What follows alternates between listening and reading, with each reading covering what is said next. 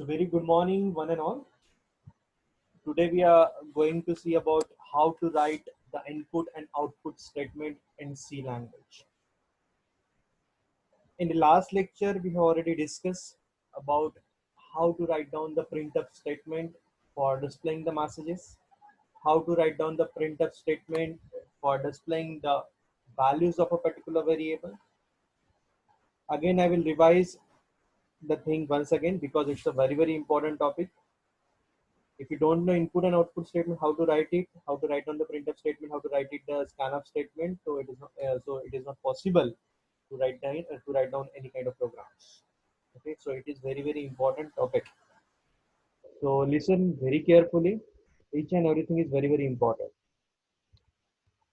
So every programming language is having its own input and output statement. हर एक programming language का input and output statement होता है, either वो सी हो, C plus plus हो, जावा हो, whatever. Every programming language is having its own input and output statement. If we are talking about the C language, there are two functions. One is the printf function and another is the scanf function. So for input purpose, we will use the scanf statement. अगर मैं input की बात करता हूँ, so input के लिए हम लोग C programming में scanf statement का use करते हैं.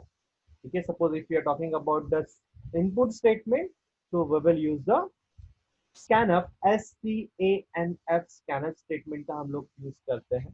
ठीक है, just a sec.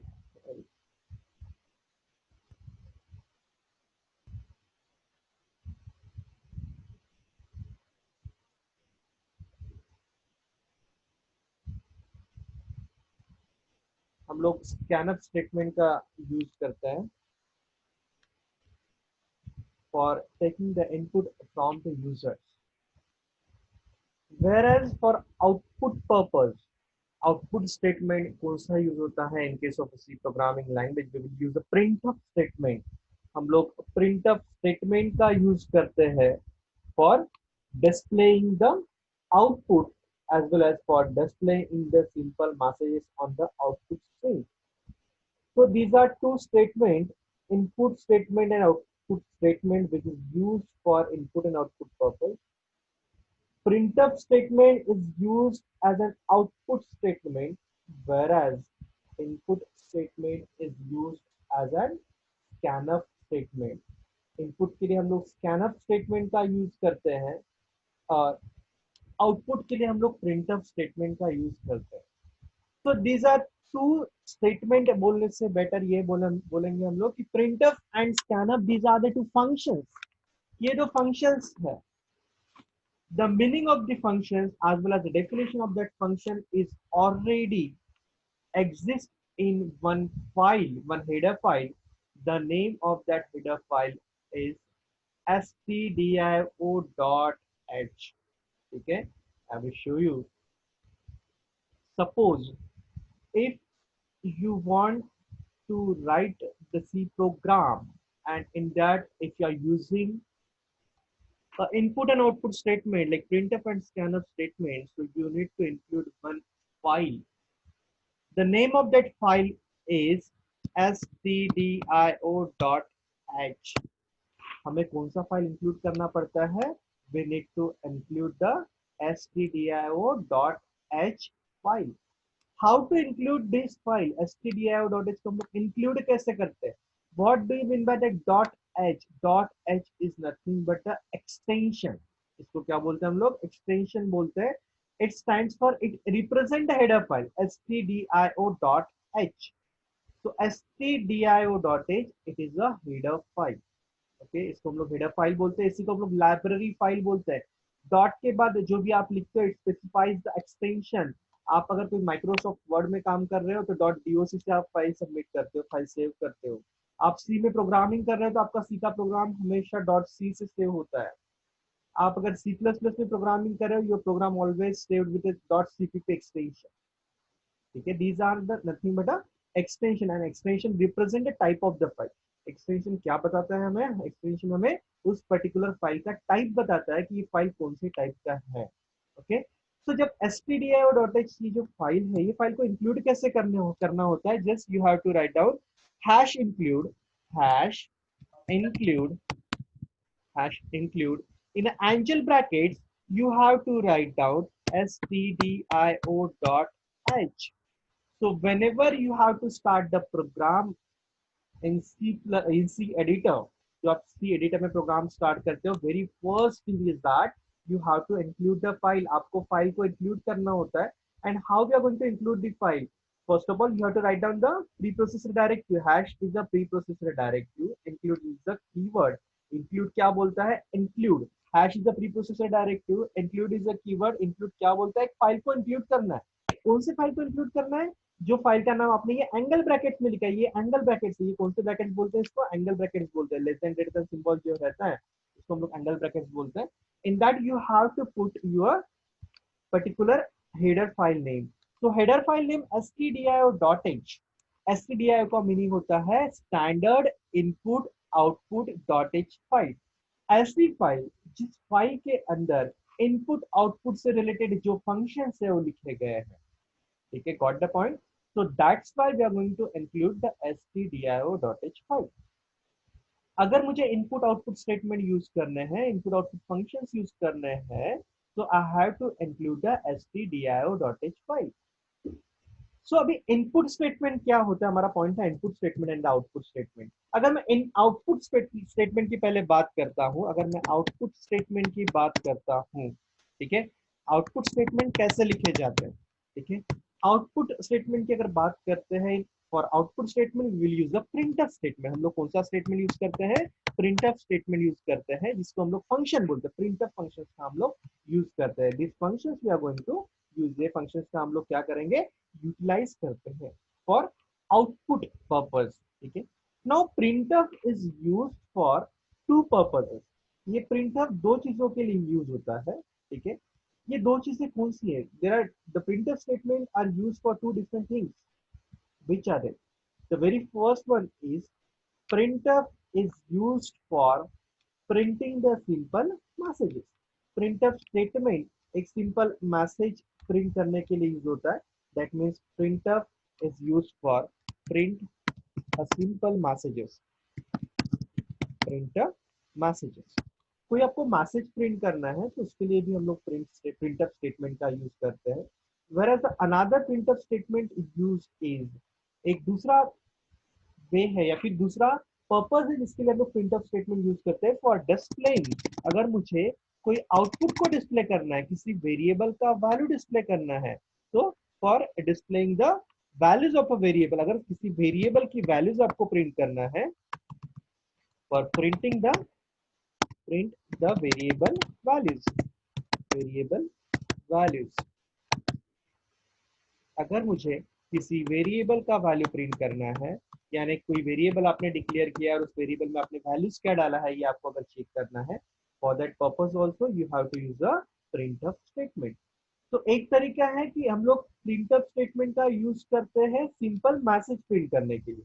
तो सिंपल मैसेजेस कैसे प्रिंट करते हैं, in last lecture I already explain, I will repeat once again. ठीक है, लास्ट लेक्चर में भी हम लोगों ने ये चीज देखा था कि प्रिंटफ स्टेटमेंट का यूज हम लोग मैसेज प्रिंट करने के लिए कैसे करेंगे। तो सपोज मुझे अगर प्रिंट करना है मैसेज, तो मैं कैसे लिखूंगा, कैसे स्टेटमेंट लिखा जाता है।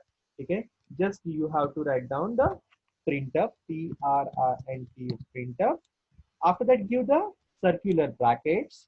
ठीक है, सर्कुलर ब्रैकेट देने के बाद आफ्टर दैट आप इस ब्रैकेट के अंदर डबल कोटेशन दे दो।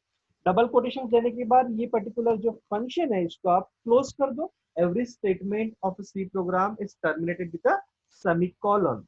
ठीक है, except the looping statement, control structure statement जो होते हैं उसको छोड़ के सारे स्टेटमेंट आपके सेमीकोलन से टर्मिनेट होते हैं। So how to print a simple messages? Just write on the printer.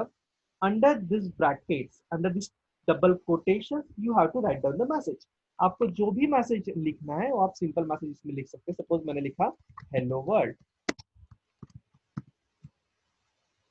मैंने लिखा हेलो वर्ल्ड। ठीक है, तो जैसे ही आपने हेलो वर्ल्ड लिखा, वैसे हेलो वर्ल्ड लिखते बराबर क्या होगा, ये सपोज अगर आपका मॉनिटर स्क्रीन है, ठीक है, मान के चलते हैं कि ये इस तरीके से अगर आपका मॉनिटर स्क्रीन है, तो ये मॉनिटर स्क्रीन पे आपका आंसर क्या आएगा, जैसा आपने डबल कोटेशन के अंदर लिखा है, जिस तरीके से लिखा है उस तरीके से आपका ये मॉनिटर स्क्रीन पे जाके प्रिंट हो जाएगा। तो मॉनिटर स्क्रीन पे आपका आंसर आएगा hello world. Okay, now suppose मैंने अभी इसको इस तरीके से लिखा, सपोज इसके सामने मैंने स्टार स्टार मार्क कर दिया, सपोज लिखा star star hello world star star.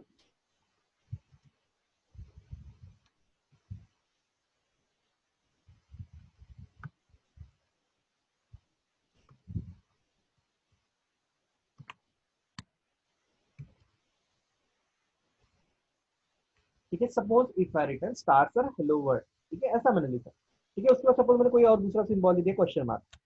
ठीक है, so how it will print, ये क्या प्रिंट करेगा, यहाँ पे डबल कोटेशन के अंदर जैसा लिखा है, जिस तरीके से लिखा है as it is it will print, it will display on the monitor screen. ये जो आपने लिखा है एज इट इज क्या करेगा, ये मॉनिटर स्क्रीन पे जाके प्रिंट हो जाएगा। दैट मींस आपका यहाँ पे आंसर क्या आएगा, स्टार स्टार।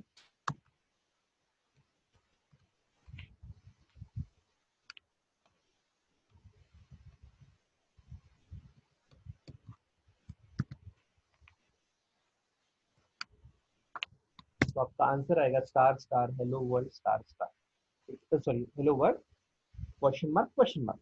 ठीक है, आप जिस तरीके से डबल कोटेशन के अंदर लिखोगे उस तरीके से आपका जाके ये प्रिंट हो जाता है। ठीक है, आफ्टर दैट अभी आपको लगता है, आप we are talking about the formatting now. ठीक है, सपोज अभी आपको लगता है कि आपने ये इतना लिख दिया है, इतना स्टेटमेंट आपने लिख दिया है। अगर आपको लगता है कि अभी आपको नेक्स्ट स्टेटमेंट में भी कोई सपोज मैसेज प्रिंट करना है, सपोज मैंने लिखा है यहाँ पे प्रिंट अप, सपोज अभी फिर से मैंने एक प्रिंट अप स्टेटमेंट लिखा है, प्रिंट अप, फिर मैंने डबल कोटेशन के अंदर लिखा NIT, NIT, okay, hello NIT ऐसे लिखा, सपोज लिखा हेलो एनआईटी इस तरीके से लिखा। ठीक है, now how it will print.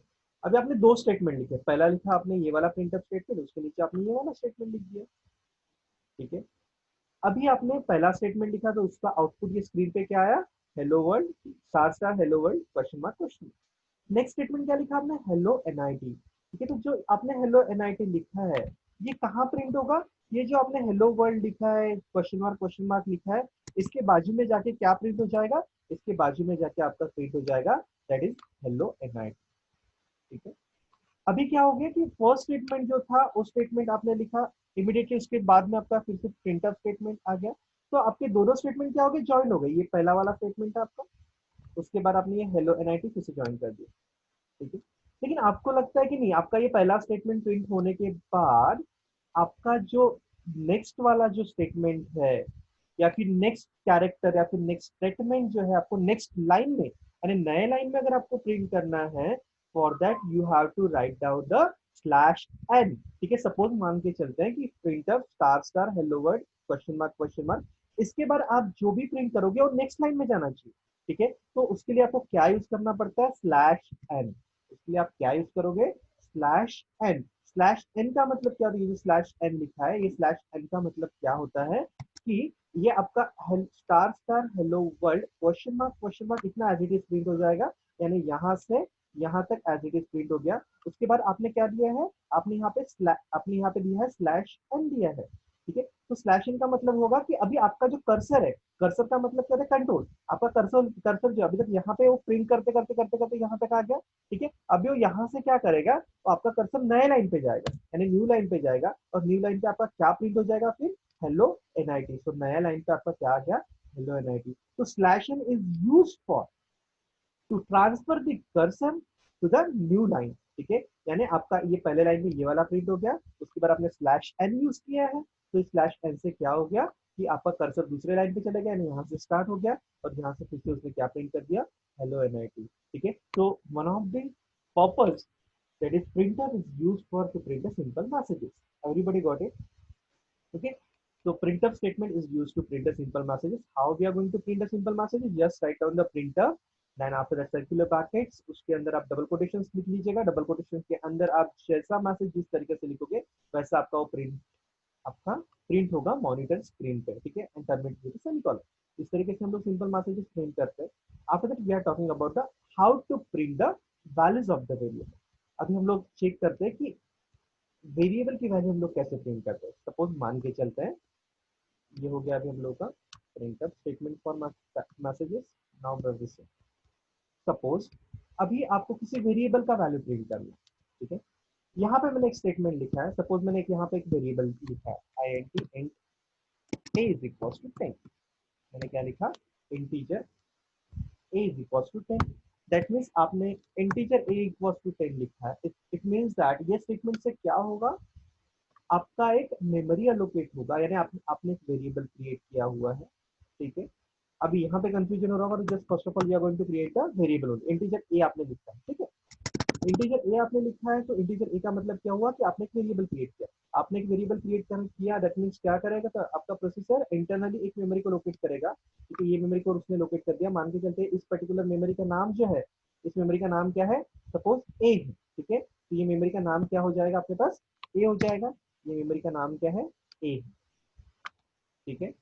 अभी ये मेमोरी का नाम ए है, इसका मान के चलते हैं कि इसका एड्रेस जो है वो सपोज 2000 ऐसा कुछ तो भी इसका address, address can be anything. मान के चलते हैं कि इसका एड्रेस कितना है, 2000 है, ठीक है। इंटीजर ए से क्या हुआ, आपका एक मेमोरी लोकेट हो गया जिसका नाम है ए, जिसका एड्रेस है सपोज 2000। अभी इसमें आने वाला वैल्यू कौन सा है, ए के सामने आपने क्या लिखा है, इंटीजर लिखा है, ठीक है। ए के सामने आपने डेटा टाइप क्या दिया, INT इंट लिखा है। और इंटीजर का मीनिंग क्या होता है, integer is nothing but it contains the numbers only. Integer contains the numbers only. अभी नीचे के स्टेटमेंट में मैंने यहाँ पे लिखा है, सपोज नीचे मैंने लिखा इंटीजर, सॉरी नीचे मैंने लिखा a इज इक्वल टू 10, ठीक है। मैंने क्या किया, पहले फर्स्ट लाइन में एक वेरिएबल डिक्लेयर किया, मैंने सेकंड लाइन में क्या किया, डिक्लेयर करते बराबर क्या हुआ आपका, your processor will allocate one memory location having the address 2000, address कुछ भी हो सकता है, and the name of that memory location is a, ठीक है। नीचे के लाइन में मैंने क्या किया, a इज इक्वल टू 10, यानी वेरिएबल जो a है उसमें मैंने क्या डाल दिया, उसमें मैंने एक वैल्यू डाल दिया, दैट इज 10, ठीक है। तो आपका जो ये मेमोरी लोकेशन रिजर्व हुआ था, इसके अंदर अभी वैल्यू क्या चले गया, इसके अंदर वैल्यू गया है 10। इसमें क्या वैल्यू चले गया, स्टोर द वैल्यू 10, इसके अंदर वैल्यू 10 चले गया, ठीक है। आफ्टर दैट अभी आपको देखना है कि आपका जो ए नाम का वेरिएबल है उसमें कौन सा वैल्यू स्टोर्ड है, या फिर आपके ए नाम का जो वेरिएबल है, ए नाम की जो मेमोरी आपने रिजर्व की है, उसमें कौन सा वैल्यू भाई आपको डिस्प्ले करना है। जब भी बात डिस्प्ले की आती है, whenever we are talking about a display, whenever we are talking about a printing statement, ठीक है।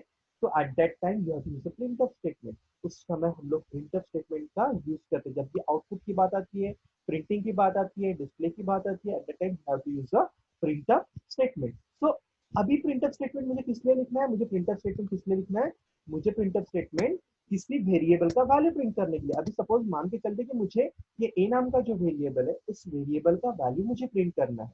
तो how I have to write down the printf statement. मैं प्रिंटफ स्टेटमेंट को किस तरीके से लिखूंगा, मैं कैसे लिखूंगा, मैं लिखूंगा PRINTF printf, after that circular brackets दे दो, उसके अंदर आप डबल कोटेशंस दे दो, डबल कोटेशंस के बाद आप कॉमा लिखो अंदर में, ठीक है। कॉमा के बाद आप यहाँ पे सेमीकोलन देके टर्मिनेट करो। इतना कर लिया हमने, क्या क्या किया, just you have right down the printf, PRINTF लिख दिया, फिर ब्रैकेट दिया, ब्रैकेट के अंदर डबल कोटेशन दिए ये, उसके बाद कॉमा दिया, कॉमा के बाद सेमीकोलन, ठीक है। आफ्टर दैट अभी क्या करना है, अभी हमको वैल्यू किसका प्रिंट करना है, वैल्यू ए का प्रिंट करना है। तो ये जो आपने कॉमा दिया है, ये कॉमा के बाद आप ए लिख लो, ये कॉमा के बाद मैंने ए लिख लिया, ठीक है। अभी ये ए की वैल्यू आपको प्रिंट करनी थी, ठीक है। तो ए की वैल्यू प्रिंट करनी थी, तो ए का डेटा टाइप देखो क्या है, ए के सामने ये जो ए वेरिएबल है उसके सामने आपने डेटा टाइप क्या लिखा है, इंटीजर। और इंटीजर का फॉर्मेट स्पेसिफायर क्या होता है, परसेंट डी होता है। इंटीजर किससे रिप्रेजेंट किया जाता है, परसेंट डी से रिप्रेजेंट किया जाता है। तो ए की वैल्यू प्रिंट करनी थी, ए का डेटा टाइप इंटीजर था, तो ए की वैल्यू प्रिंट करनी है, ए का डेटा टाइप इंटीजर है, तो आपने ये डबल कोटेशन जो दिया है इसमें आप क्या लिखोगे, परसेंट डी लिखोगे, ठीक है। क्यों लिखोगे परसेंटेज, बिकॉज आपको ए का वैल्यू प्रिंट करना है, ए का डेटा टाइप इंटीजर है, और इंटीजर का फॉर्मेट स्पेसिफायर क्या है, परसेंट डी है। तो मैंने डबल कोटेशन के अंदर क्या लिख दिया, परसेंट डी लिख दिया, और सेमीकोलन से टर्मिनेट कर दिया, ठीक है। तो ये वाला स्टेटमेंट आपका क्या करेगा, फिर अभी ये वाला स्टेटमेंट क्या करेगा, आपका जो मॉनिटर का स्क्रीन है, सपोज मान के चलते हैं कि ये आपका मॉनिटर का इस तरीके से स्क्रीन दिखेगा आपको, ठीक है, ये इस तरीके से स्क्रीन है। ठीक है, तो इस पे अभी आपका क्या वैल्यू आएगा, इस पे अभी आपका वैल्यू क्या आएगा, इस पे वैल्यू आएगा आपका ए का वैल्यू, फिर प्रिंट परसेंट ए का वैल्यू प्रिंट होगा। ठीक है, तो ए में जाएगा, ए में वैल्यू क्या है 10, तो अभी यहाँ पे जाके क्या प्रिंट हो गया, यहाँ पे जाके आपका 10 प्रिंट हो गया है। ठीक है, इट इज एब्सोल्युटली राइट, आपने जो स्टेटमेंट लिखा है वो पूरा सही लिखा है। ठीक है, इसमें कोई दिक्कत नहीं है, इसमें कोई एरर नहीं है। बट आप मॉनिटर स्क्रीन पे देखते हो तो सिर्फ क्या लिख के आया है, 10 लिख के आया है। ठीक है, ये आपने प्रोग्राम लिखा है इसलिए आपको पता है कि 10 किसका वैल्यू है। But somebody else when execute this program, how he will know कि 10 क्या है। ठीक है, तो इसके लिए बात आती है फॉर्मेटिंग की। Now we are going to do the formatting. ठीक है, अभी हम लोग फॉर्मेटिंग करते हैं। ठीक है, formatting it's a optional and it is on your hand कि फॉर्मेटिंग किस तरीके से करनी है। ठीक है, आपको स्टेटमेंट या फिर आउटपुट किस तरीके से डिस्प्ले करना है या आपके हाथ में, it is on your hand how to display the output, how to display the particular variable value on the output screen, कि कैसे हम लोग आउटपुट स्क्रीन पे हमारा मैसेज डिस्प्ले करेंगे। ठीक है, सो अभी अगर यहाँ पे 10 है सिर्फ, तो यहाँ हम लोग को समझ में नहीं आ रहा है कि 10 क्या है। ठीक है, तो सिंपली अगर मैं एक यही स्टेटमेंट को थोड़ा सा फॉर्मेटिंग में लिखता हूँ, परसेंट डी के सामने मैंने लिख दिया वैल्यू ऑफ,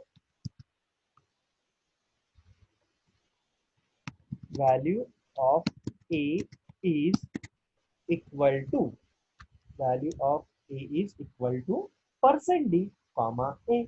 मैंने क्या लिख दिया यहाँ पे, value of A is equal to, तो value of A is equal to, ये क्या हो गया आपका मैसेज हो गया।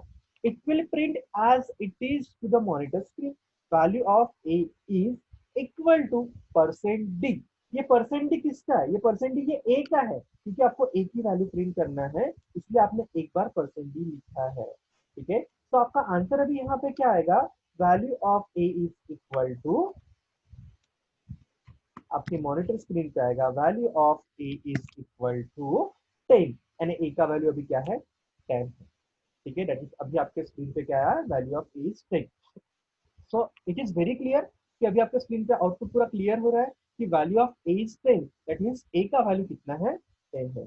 It is not necessary you have to write down this statement only, you have to change as per your requirement, as per your decision. अगर suppose मैंने यहाँ पे लिख दिया, अभी मैंने लिखा A is equal to, A is equal to, तो आपका आंसर अभी क्या आएगा, यहाँ पे आपकी मॉनिटर स्क्रीन पे आपका आंसर आएगा ए इक्वल टू 10। आपने लिखा, आपने लिखा value in A, value in A, value in A dash. ठीक है, तो आपका आंसर क्या आएगा यहाँ पे, value in A dash, value in A, value in A dash, और ए का वैल्यू कितना हुआ 10। तो आपका इस तरीके से आपका आउटपुट आएगा। दैट मींस ये जो फॉर्मेटिंग की कॉन्सेप्ट है, डबल कोटेशंस के अंदर आप जैसा लिखते हो वैसा एज इट इज प्रिंट हो जाता है। उसके बाद आपने परसेंट डी बोला है, तो परसेंट डी किसका आएगा, ए का आएगा। So in the single printf statement you can print the value of multiple variable also। ठीक है, मान के चलते हैं कि अभी मैंने ऊपर में क्या करके रखा है, सपोज मैंने लिखा इंटीजर ए, फिर मैंने integer a comma B comma सी, ऐसे मैंने 3 वेरिएबल डिक्लेयर। ठीक है, मैंने अभी देखो यहाँ पे क्या करके रखा है, मैंने 3 वेरिएबल डिक्लेयर किए, integer a, b and c। How many variables we have created, 3। one in one single line we can create the n number of variables। एक सिंगल लाइन में आप पर्टिकुलर टाइप के नंबर ऑफ वेरिएबल क्रिएट कर सकते हो। मैंने लिखा integer a comma b comma c, that means अभी आपने कितने वेरिएबल क्रिएट किए, आपने 3 वेरिएबल क्रिएट किए। ठीक है, आपने 3 वेरिएबल क्रिएट किए, दैट मीन्स अभी क्या होगा, अभी a के लिए एक मेमोरी लोकेट होगा। ठीक है, कंसीडर करके चलते हैं कि अभी ऐसा इस तरीके से ए के लिए मेमोरी क्रिएट होगा, उसके बाद इसी तरीके से आपका एक बी के लिए मेमोरी क्रिएट होगा। ठीक है, ऐसा बी के लिए एक मेमोरी क्रिएट होगा, वैसे ही आपका सी के लिए एक मेमोरी क्रिएट होगा। ठीक है, दैट मीन्स ऐसे 3 वेरिएबल आपने लिखे हैं, तो एक का ए नाम है, दूसरे का बी नाम है और तीसरे का सी नाम है। ठीक है, तो इंटीजर ए बी सी, आपने एक वेरिएबल का नाम ए रखा है, दूसरा वेरिएबल बी है, तो तीसरा आपका सी है। हर एक लोकेशन का एक आपने नाम दे दिया एबीसी, और हर एक लोकेशन का एक यूनिक एड्रेस होगा जो आपका प्रोसेसर खुद ब खुद आपके मेमोरी लोकेशन से लेकर हर एक लोकेशन का एक एड्रेस होता है। ठीक है, ना उसके बाद मैंने क्या लिख दिया यहाँ पे, ए इज इक्वल टू 10। ठीक है, उसके बाद मैंने लिखा comma b is equal to 20 comma c is equal to 40। ठीक है, मैंने क्या लिखा है यहाँ पे देखिए, मैंने लिखा a is equal to 10 b is equal to 20 c is equal to 40।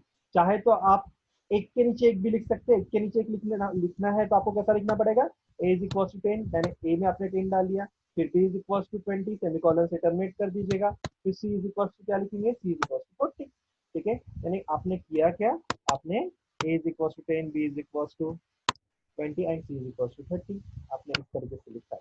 ठीक है, यानी ए में आपने क्या स्टोर कर दिया, ए में आपने 10, बी में आपने 20 और सी में आपने क्या स्टोर कर दिया है, सी में आपने 30 40 स्टोर कर दिया। ठीक है, ना अभी क्या करना है आपको, अभी ए और बी, ए बी एंड सी की वैल्यू क्या करना है, डिस्प्ले करना है। ठीक है, ए बी और सी की वैल्यू आपको डिस्प्ले करना है, तो चाहे तो आप ये प्रिंटफ स्टेटमेंट 3 बार लिख लो, वैल्यू इन ए इज, यानी आप इसको किस तरीके से लिख सकते हैं अभी सी, अभी लिखना कैसे है, it is on your hand. ठीक है, मैंने लिखा value in A percent D A. ठीक है, इसी को मैंने रिपीट कर दिया नीचे में स्टेटमेंट।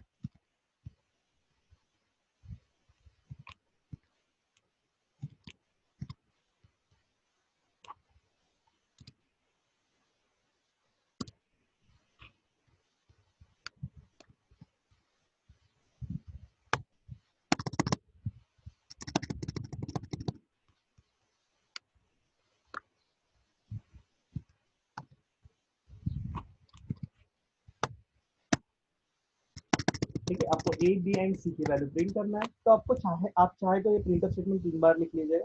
ठीक है, तो पहले इसमें मैंने क्या किया, वैल्यू इन ए, ए का वैल्यू प्रिंट कर दिया, क्योंकि ए का डेटा टाइप क्या है, इंटीजर। ठीक है, अभी तीनों का डेटा टाइप कौन सा है, एबीसी का इंटीजर है। ठीक है, तो वैल्यू इन ए इज, ठीक है, परसेंट डी ए कॉमा ए, फिर वैल्यू इन बी इज, किसका वैल्यू प्रिंट करना है, अभी आपको बी का प्रिंट करना है तो यहाँ बी लिख दो। ठीक है, आफ्टर दैट थर्ड स्टेटमेंट में आपको सी का वैल्यू प्रिंट करना है तो आप सी लिख दो। ठीक है, आप यहाँ पे क्या करेंगे, सी करेंगे। ठीक है, तो फिर आपका आंसर क्या आएगा अभी, ठीक है, आपका आंसर क्या आएगा, वैल्यू इन ए,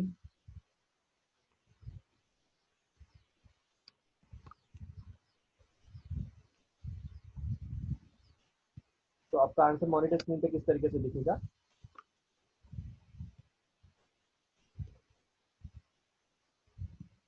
ठीक, ये सपोज आपका मॉनिटर स्क्रीन है। ठीक है, तो पहला आंसर आएगा आपका वैल्यू इन ए 10, ये जब स्टेटमेंट आपका एग्जीक्यूट होगा तो what the answer you will get, value in A percent D, किसका, ए का, तो ए में वैल्यू कौन सा है, 10, तो यहाँ पे 10 डिस्प्ले हो गया। ठीक है, उसके बाद देखो मॉनिटर स्क्रीन पे आपका value in a is equal to 10 आ गया।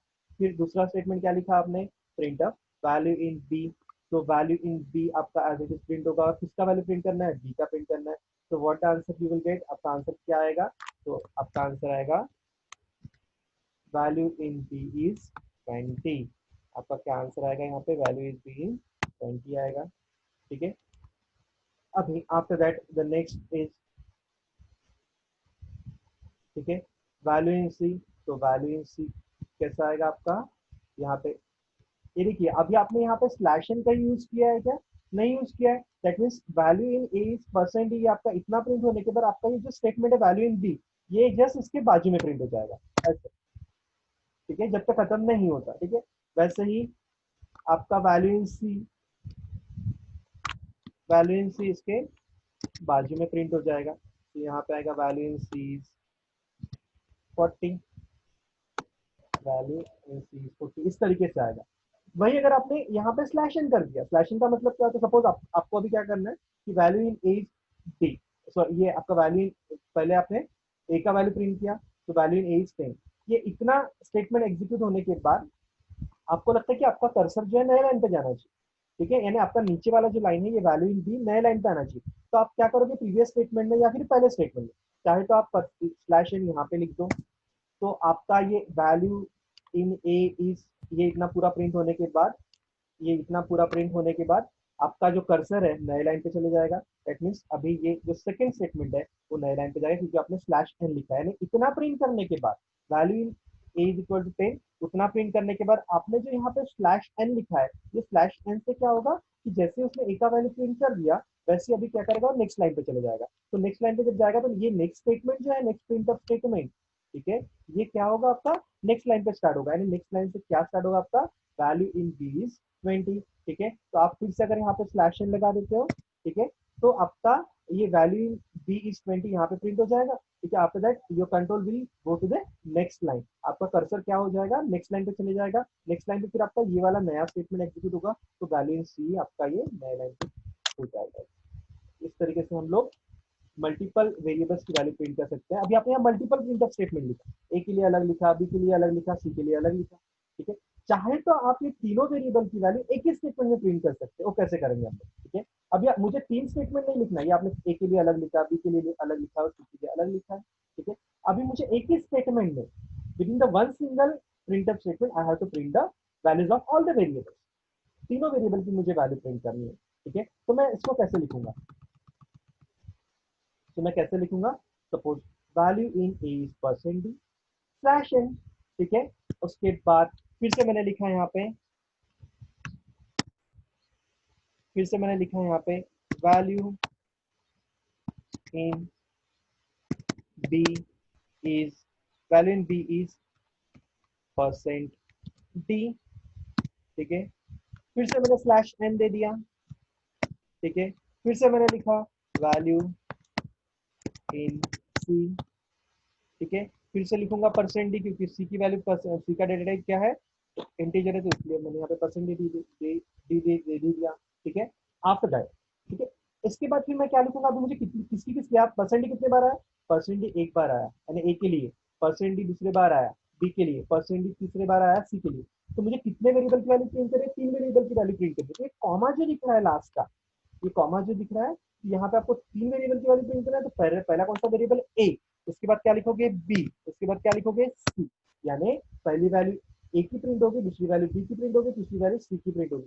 जिस सीक्वेंस में आपने ये मैसेज प्रिंट किया, उस सीक्वेंस में ही आपको ये A B C, A comma B comma C लिखना है। ठीक है, आप B comma C comma A लिखोगे तो पहले बी की वैल्यू जाएगी, फिर ए की जाएगी, फिर सी की जाएगी। ठीक है, इट डिपेंड्स ऑन कि आपको पहले बी की प्रिंट करना है, सी की करना है कि ए की करना है। ठीक है, लेकिन ये स्टेटमेंट जब प्रिंट होगा, ठीक है, ये स्टेटमेंट जब एग्जीक्यूट होगा, तो अभी आपको आउटपुट में क्या मिलेगा? अभी सपोज नीचे में आपका अगर आउटपुट स्क्रीन, तो आपका आंसर क्या आएगा? पहले आएगा value in a is, suppose यहाँ पर ये मान के चलते कि आपका आउटपुट स्क्रीन है। ठीक है, नीचे वाला, तो आपका पहले आंसर आ गया वैल्यू इन ए इज 10। ठीक है, ए का वैल्यू कितना है? 10 है। ठीक है, ए का वैल्यू कितना है? 10 है। ठीक है, फिर उसके बाद आपने क्या दिया? स्लैश एन दे दिया, स्लैश एन दे दिया, दैट मींस कर्सर यहाँ पे आपका, तो अभी नेक्स्ट लाइन पे चले जाएगा। नेक्स्ट लाइन में यानी नीचे आ गया हो। ठीक है, नेक्स्ट लाइन में आने के बाद अभी फिर से क्या प्रिंट करेगा? Value in b. तो वैल्यू इन बी, तो वैल्यू इन बी, तो नीचे में आया वैल्यू इन बी। ठीक है, वैल्यू इन बी, तो बी में वैल्यू क्या डाल के रखा है आपने? बी में वैल्यू क्या है हमारे पास? बी में वैल्यू 20 है, तो ये बी का वैल्यू कितना है? 20 है। तो यहाँ बी के सामने क्या प्रिंट हो जाएगा? It will print the 20। ठीक है, यहाँ पे 20 प्रिंट हो गया। फिर से आपने क्या लिखा है? स्लैश एन दिया है यहाँ पे, यानी यहाँ से बी का वैल्यू प्रिंट करने के बाद वो क्या करेगा? नए लाइन पे कर्सर लेके जाएगा, यानी यहाँ से नए न्यू लाइन पे कर्सर चले गया। ठीक है, उसके बाद आपने क्या लिखा? वैल्यू इन सी, तो वैल्यू इन सी जो है ये प्रिंट करेगा इतना एज इट इज। तो वैल्यू इन सी, तो यहाँ पे क्या किया उसने? वैल्यू इन सी प्रिंट कर दिया। ठीक है, वैल्यू इन सी प्रिंट करने के बाद सी का वैल्यू कितना दिया हुआ है हमारे पास? 40 दिया हुआ है। सी का वैल्यू कितना है यहाँ पे? 40 है। तो ये सी का वैल्यू जो है 40, वो यहाँ पे 20, यहाँ पे सी का वैल्यू कितना जाएगा? 40 जाएगा। तो इस तरीके से आपकी तीनों वैल्यूज प्रिंट होगी, यानी आपने एक सिंगल स्टेटमेंट में भी क्या कर सकते हो? मल्टीपल वैल्यूज, मल्टीपल वेरिएबल्स की वैल्यूज भी हम लोग प्रिंट कर सकते हैं। ठीक है, नाउ अभी next thing is how to print. अभी यहाँ पे एबीसी का, जो एबीसी वेरिएबल्स थे, इनका डेटा टाइप सेम था, इंटीजर ही था। ठीक है, but you can also print the value of different variable having the different data types in a single printf statement। एक printf statement में आप अलग अलग वेरिएबल के अलग अलग टाइप के अगर वेरिएबल है आपके पास, तो हर एक वेरिएबल्स की वैल्यू आप प्रिंट कर सकते हैं। सपोज मान के चलते हैं आपने एक इंटीजर वेरिएबल डिफाइन किया। ठीक है, देखिए एक इंटीजर वेरिएबल आपने डिफाइन किया, ठीक है, डिक्लेयर किया, सॉरी। उसके बाद आपने एक दूसरा वेरिएबल डिक्लेयर किया,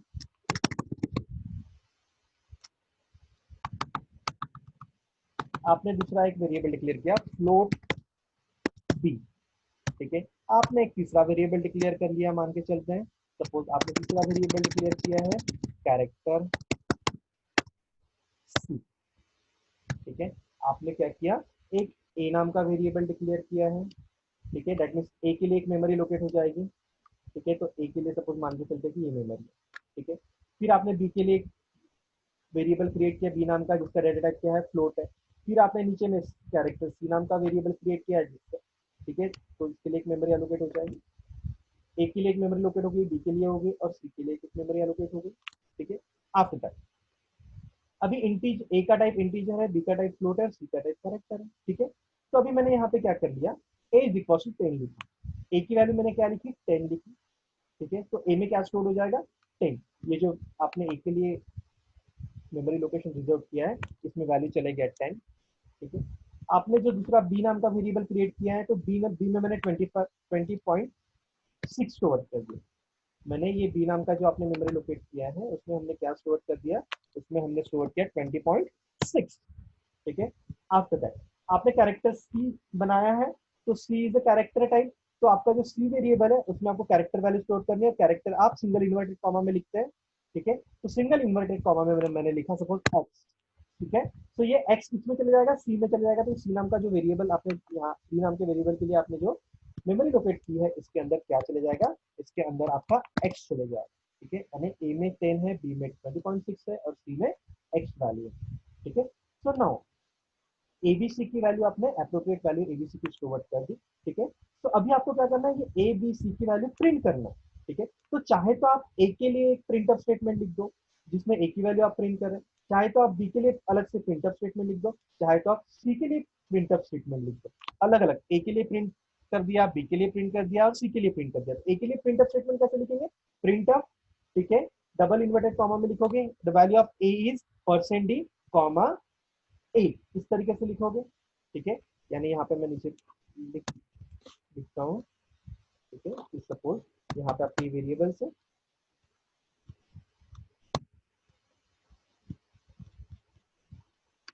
और सी ये आपके वेरिएबल्स हैं,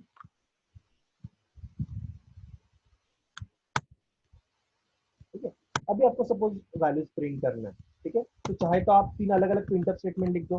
मैंने लिखा प्रिंटफ ए इक्वल टू